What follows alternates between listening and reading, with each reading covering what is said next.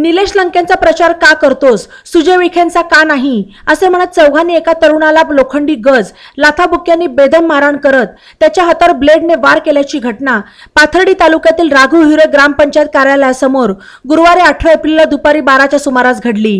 याबाबत सचिन नारायण होंडे वय 31 राहणार राघू हिरे तालुका पाथर्डी यांनी गुरुवारी 18 एप्रिलला पाथर्डी पोलीस ठाण्यात फिर्याद दिली। या संदर्भात जबर ज्ञानदेव कुऱ्हे, गोरख शंकर लबडे आणि 2 अनोळखी इसमांविरुद्ध गुन्हा दाखल करण्यात आला।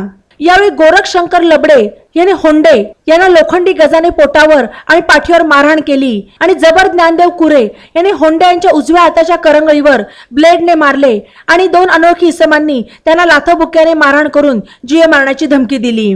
त्यानंतर जबर कुऱ्हे यांनी होंडे यांच्याकडून 9,000ची रक्कम काढून घेतली आणि पुन्हा लंकेंचा प्रचार केला तर छेडछाडचा गुन्हा दाखल करीन अशी धमकी दिली।